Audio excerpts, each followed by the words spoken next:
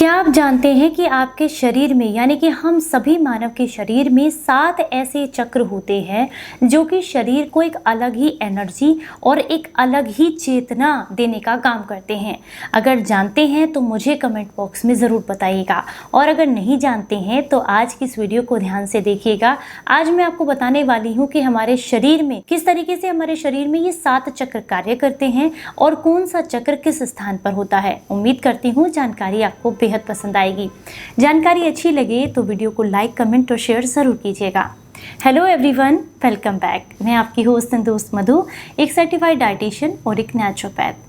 हमारा शरीर 7 ऐसे चक्रों से मिलकर के बना है जिन्हें अगर आप सही तरीके से सही समय पर जागृत करते हैं तो ये शरीर को एक नई वाइब्रेशन, एक पॉजिटिविटी देता है। और हर एक चक्र का अपना महत्व है।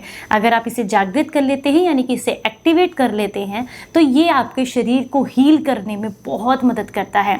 आप कह सकते हैं जैसे कि अगर आप बीमार रहते हैं, बार बार बीमार होते रहते हैं, आपको गुस्सा बहुत आता है, आप बार बार बीमार होने की वजह से चिड़चिड़े हो गए हैं, इन सारी समस्याओं से आपको छुटकारा मिलता है अगर आप इन चक्रों के बारे में डिटेल में जानते हैं। हालांकि डिटेल में तो हम इस समय नहीं जान पाएंगे क्योंकि वीडियो बहुत लंबा हो जाएगा, लेकिन सबसे पहले हम बात करेंगे कि कौन कौन से 7 चक्र हैं।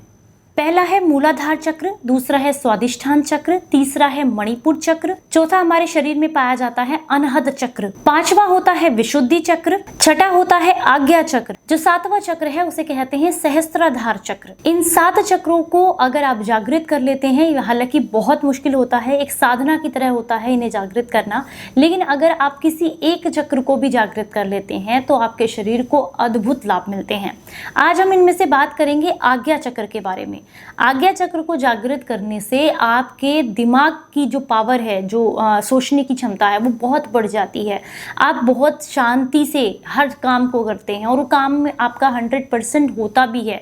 क्यों? क्योंकि पूरे फोकस के साथ आप उसको करते हैं।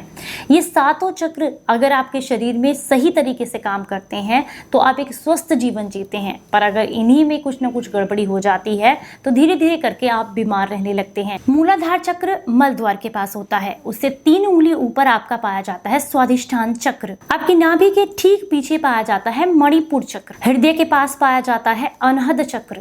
गले में पाया जाता है विशुद्धि चक्र। माथे पर पाया जाता है आज्ञा चक्र, जिसे यहाँ तीसरी आंख भी बोलते हैं, इसको बोलते हैं आज्ञा चक्र। और सबसे जो अंतिम है वो है सहस्त्राधार चक्र, जो कि आपके सर के यहाँ ऊपर पाया जाता है, जिसे ज्ञानेंद्री भी कहा जाता है।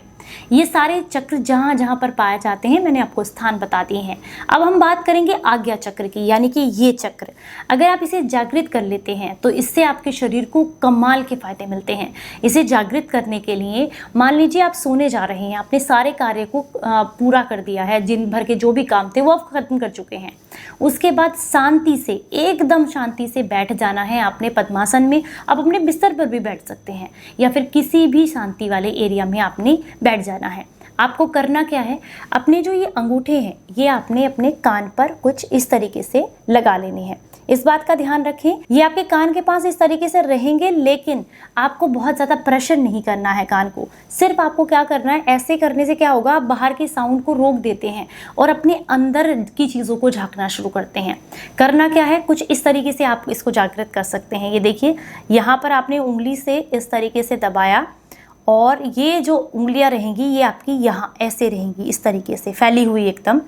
और उसके बाद आप ओम का उच्चारण कर सकते हैं या फिर काउंट भी कर सकते हैं, कोई भी चैंटिंग कर सकते हैं। आपने ध्यान से करना है, देखिए कुछ इस तरीके से।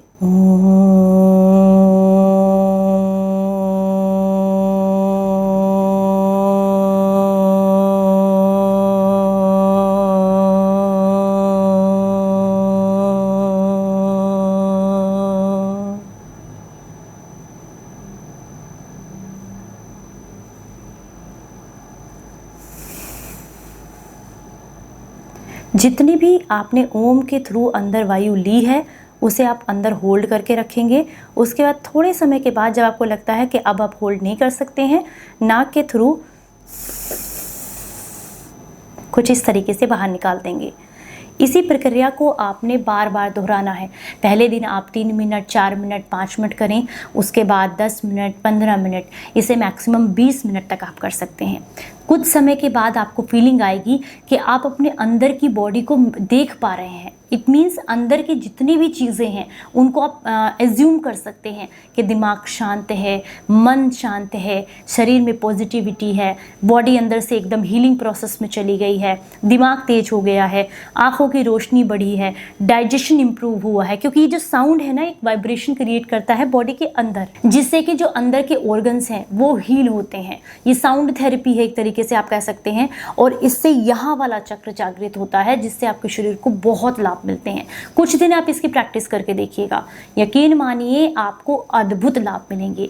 कुछ दिन बाद से ही आपके शरीर में इसके फायदे दिखने आपको शुरू हो जाएंगे।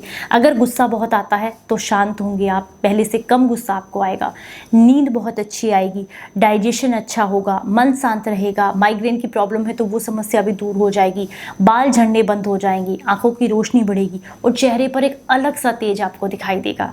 जानकारी अच्छी लगी हो तो लाइक और शेयर जरूर कीजिएगा। चलिए फिर मिलूंगी किसी नई जानकारी के साथ, तब तक अपना बेहद ख्याल रखें और हंसते मुस्कुराते रहें। Stay healthy, stay happy, bye bye.